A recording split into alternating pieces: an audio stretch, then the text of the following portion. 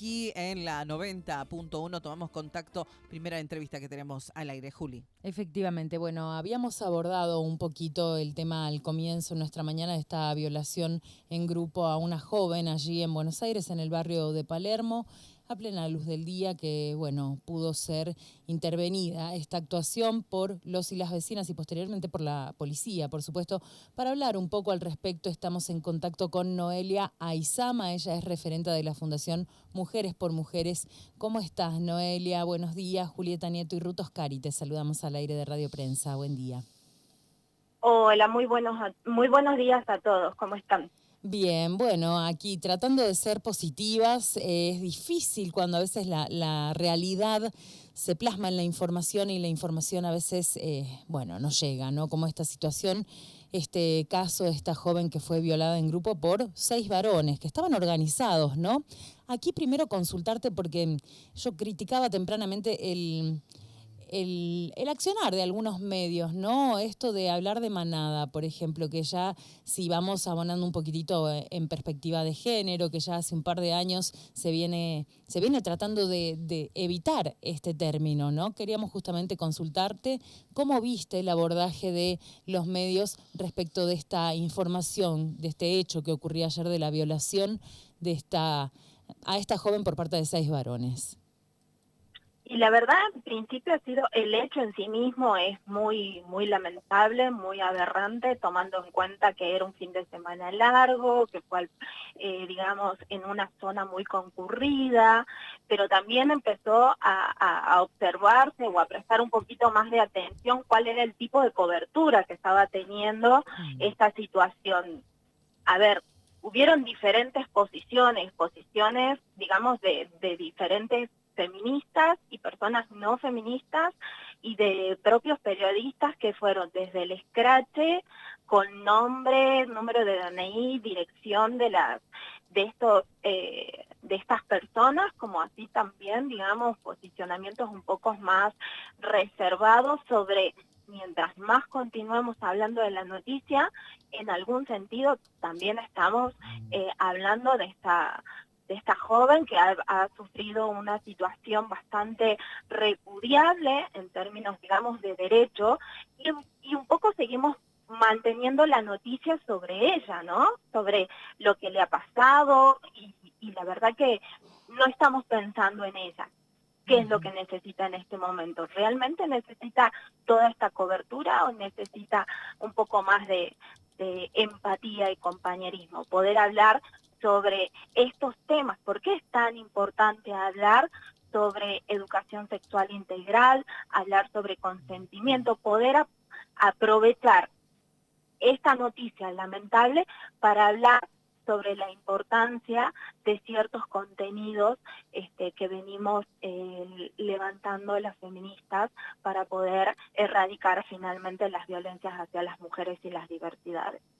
Sí, es interesante lo que planteás, ¿no? Porque a veces esta cultura de la cancelación, como se la conoce, es de un negacionismo fuerte, cuando podemos incorporar a veces algún contenido material para darle otra perspectiva, como bien mencionas, por ejemplo, desde la educación sexual integral.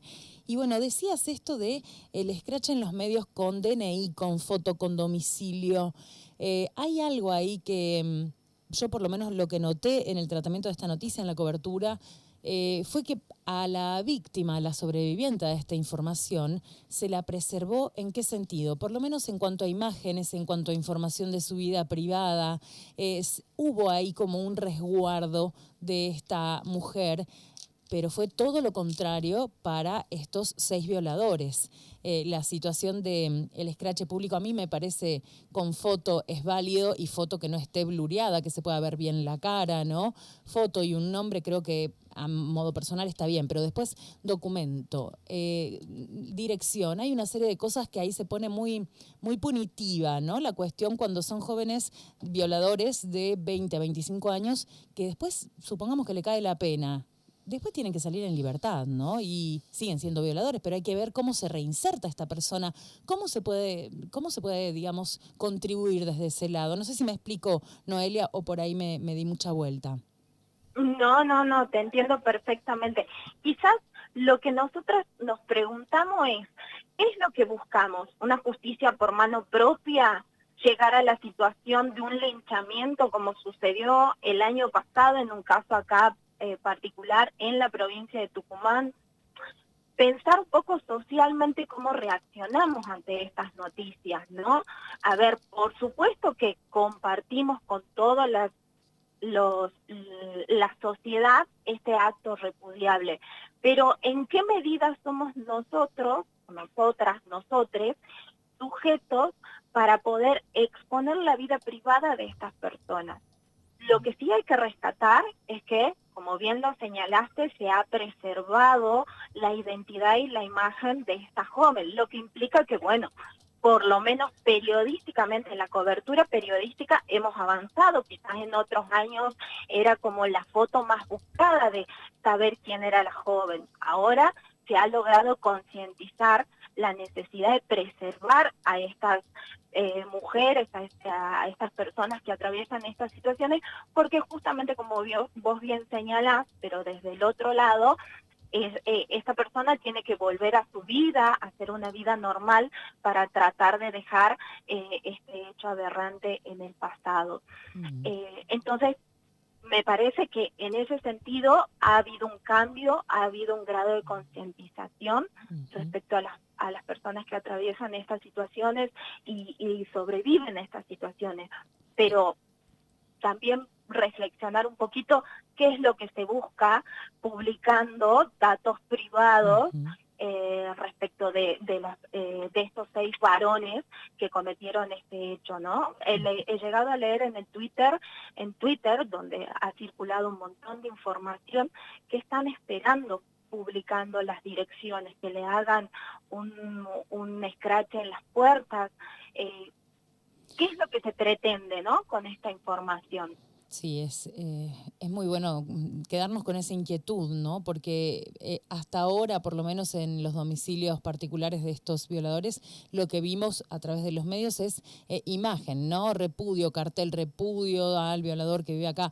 Claro, sí, nos sumamos a ese repudio, pero después el riesgo de la justicia por mano propia y de llevarnos a una situación de verdad que está por fuera de la ley, ¿no? O sea, tenemos una justicia, tenemos leyes que tendrán el tiempo que tengan, porque a veces se demoran un montón, a veces no son eficientes, pero digo, es la vía que hay que usar, ¿no? No la justicia por mano propia. Y pensaba en esto, acá nos aporta nuestra compañera Ruth, esta situación de preservar a la víctima, a la sobreviviente, en este caso de la violación, es muy importante porque hubo un caso en Córdoba de una bombera que se suicidó después de haber denunciado un abuso en Córdoba, ¿no? Ella confirmaba justamente el abuso, se expuso este caso en los medios y ella decidió terminar con su vida. Estamos hablando de Luana Ludueña, que fue despedida justamente el viernes por distintos cuarteles de la provincia de Córdoba, ¿no? Y cómo la exposición, en este caso de la víctima, puede tener consecuencias que impactan de manera muy negativa, ¿no? Por eso es interesante ver cómo en este caso el abordaje de la noticia y el tratamiento específico de la mujer violada ha sido de un poquito cuidado. Creo que es el primer caso, no sé si estás de acuerdo, Noelia, que se resguarda tanto la imagen de la víctima. Porque en general siempre vemos a la víctima y a los violadores ahí blureados, no sabemos quién es, se oculta el nombre. Es la primera vez que pasa al revés. Totalmente, y eso significa que como sociedad por lo menos hemos comprendido la necesidad de preservar la identidad y la imagen de estas sobrevivientes. Lo que quiere decir que estamos avanzando, o sea, falta todavía, pero quiere decir que por lo menos hemos avanzado un poquito más. Entonces, el cambio no es imposible, ¿no? Si hemos llegado a esta instancia donde se ha priorizado o se ha comprendido priorizar la privacidad de esta joven, quiere decir que entonces comprendemos lo que significa para esta joven haber atravesado esa situación y por ello mismo la necesidad de no tener que revictimizarla en los medios. Medios que en otras épocas, como vos bien señalaste, no han dudado en publicar nombres e imágenes, como en el caso de la joven de Córdoba, lo que le llevó, digamos, a una situación también de angustia angustia al punto de querer quitarte la vida. Esos son los casos que no queremos repetir y pienso, y es una reflexión personal, bueno, por lo menos hemos dado un pequeño avance en ese sentido de poder comprender la necesidad de reservar la privacidad, ¿no? Comparto, todavía falta trabajar el concepto de manada, ¿no? Eso, ¿qué apreciación tienen desde la Fundación Mujeres por Mujeres? Le recordamos a la audiencia, estamos en contacto con Noelia Aizama, ella es referente de la Fundación. ¿Cómo evalúan esto, no? De la situación de manada, todavía muy usado el término para las violaciones en grupo. ¿Por qué está mal usar la palabra manada? Bueno, lo que pasa es que creo que primero debemos contextualizar de dónde viene esta expresión manada, ¿no? Del caso de la joven, que es una joven en España que sufrió una situación muy similar a la joven de Buenos Aires, que fue abusada por un grupo de hombres, ¿no? En un contexto también bastante incierto, donde incluso se llegó a poner en duda el relato de la joven, y es ahí donde nace el concepto de manada como para señalar el hecho en sí mismo como un acto salvaje, ¿no? Como esta hermandad, este acuerdo entre hombres de poder realizar un acto, de disponer de una joven a su gusto y placer. Entonces, a partir de ahí nace esta noción de manada para poder, digamos, ejemplificarlo en el acto salvaje en sí mismo. Sin embargo, a partir de, digamos, desde ese hecho hasta ahora, también nos hemos dado el lugar de poder reflexionar el concepto de manada.